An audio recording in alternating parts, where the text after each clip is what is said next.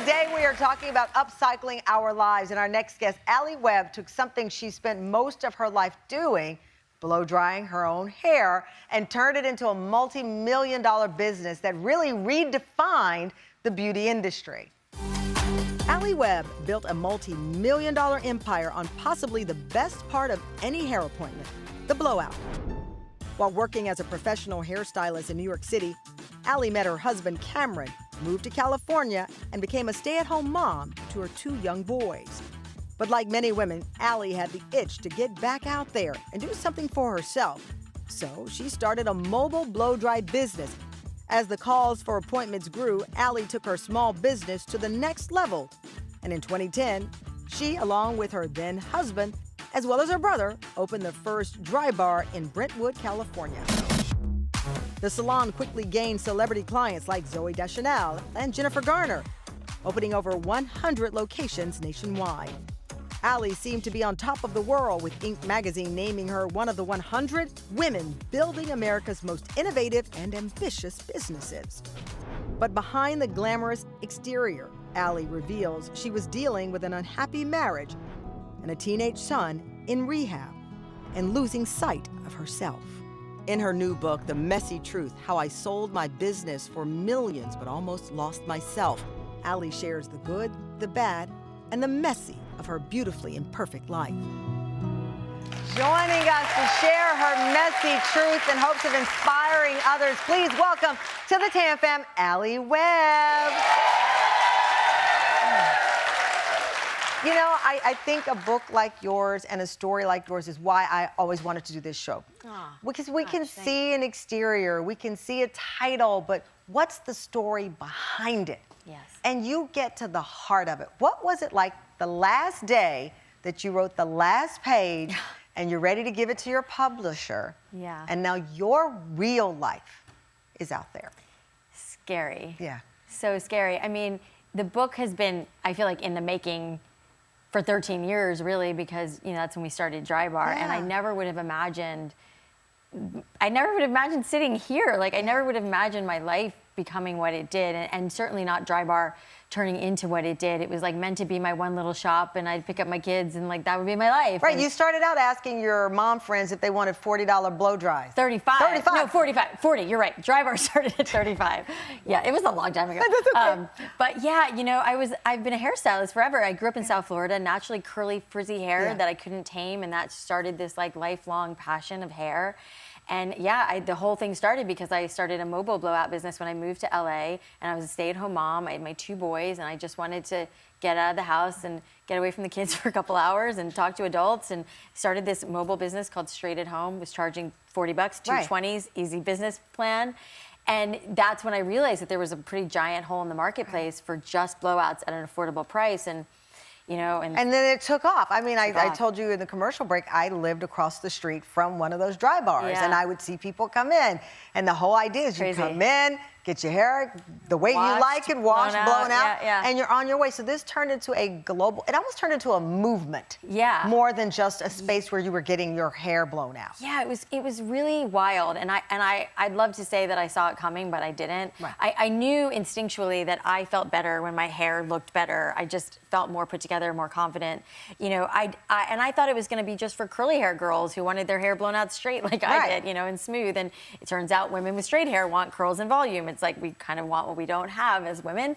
And so, you know, we realized that we were onto this, you know, we were onto this thing, and we realized like our demo was just women with hair. Right. And we had to keep opening more and more. There was so much demand, and we did not see it coming. And it was such a shock to all of us that this thing did become a movement. And you talk about as the business started to grow, you started to lose yourself. Yeah. You write about needing instant gratification. With all of these things that were around you, instant gratification. You write about literally buying new homes, trying to fill the void, and that caused your son not to have any stability. You talk about your shopping addiction. Yeah. You said, my need for distraction was bigger than overspending on clothes, bags, and shoes. I was also addicted to moving. We would upgrade to a new house every 2 years or so, which meant my son never established good friend groups. And as a result, I think they often felt isolated, which I totally regret. you have it all. Yeah. Your name is everywhere in lights, as they say. You're being applauded as this woman entrepreneur. Yeah. But inside. Yeah. You know, it's like, it's an interesting thing to talk about because I'm so grateful for it all, you know, but there was something inside me that just that couldn't get filled up, that I wasn't happy. I hadn't done like the work on myself to realize like what was going on for me, there was like an insatiable need, you know, for all of these things. Because it's like that cautionary tale. People say, be careful what you wish for, Yeah. or money doesn't solve all problems. It doesn't. You lived that warning sign. Because, you know, all the like accolades it was a total high. It was a drug, really. Like all the, you know, all the like magazine covers, and I was a guest shark on Shark Tank, and like all these really cool things were happening to me, and they were amazing and intoxicating. But there was something inside me that was just off, and I could feel it. And it's hard to enjoy all of that stuff when you don't feel like you're like inside emotionally where you want to be. And then watching my son spiral out was also, I mean, it was just the anxiety was just insane, because I was like living almost what felt like a dual life of like living this success and all this great stuff, which was great. But then on the other side, a lot of unhappiness and a lot of like trying to figure out how to, you know, emotionally and mentally feel okay. And it was, you know, and it was all covered by like all the stuff, you know, until I had to get really quiet. And then you had to get to the root of it, no pun intended on this. There's so many Coming good puns. up, more with Alli and how she was able to do the work, discover what the messy truth was, and how her teenage son became such an inspiration in this book. We'll be right back.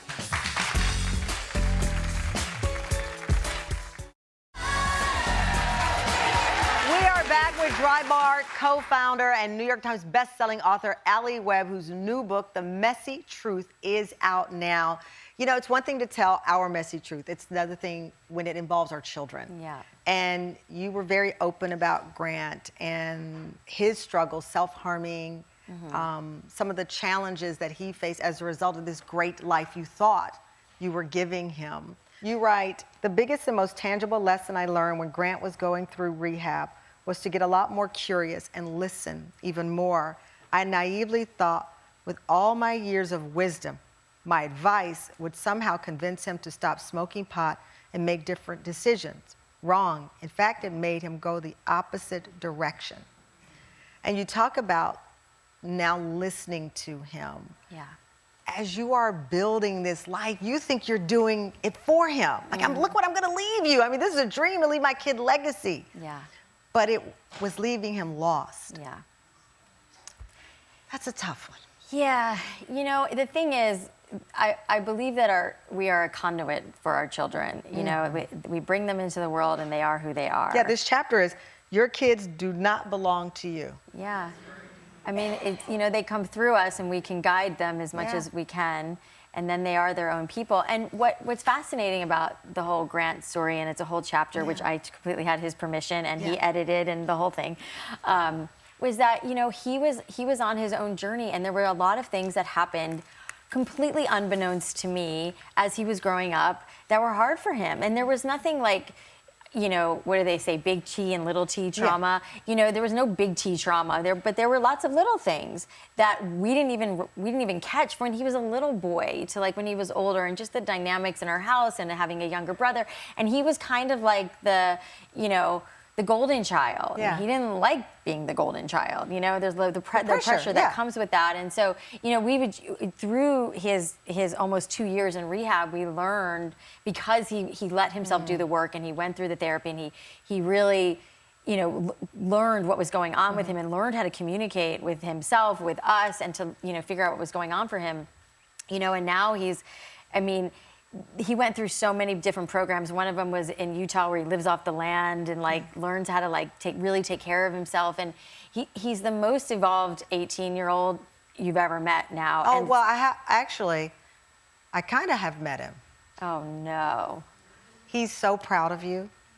And I know he's got a football scholarship and he's kind of busy, but he wanted to send you a message. Hey, Mom, I just want to let you know how proud I am of you for your incredible book, awesome career, and being a rock star mom. What I love most about your book is beyond You sharing about your life and journey, you're paving a way for women with dreams as big as yours. I pray that you continue to serve those who you impact with your book, your career, your story, and the way you've been able to manage raising me and my little brother. We've both failed, made mistakes, and did wrong, and thank God, because we are where we are. I love you, Mom. God bless.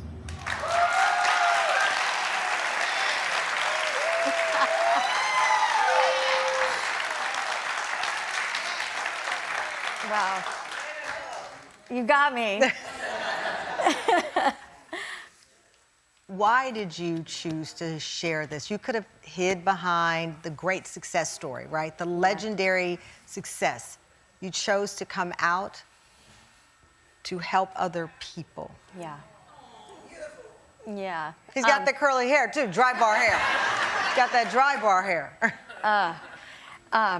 You know, I talked to him a lot about telling this story, and, you know, I felt so much shame around all of this. Like, I was this big success, and then I have this kid who's going to rehab and really struggling in his life, and how that must look, you know, to the world. And even beyond that, just the fact that, like, what did I do wrong as a mom that this happened to my kid?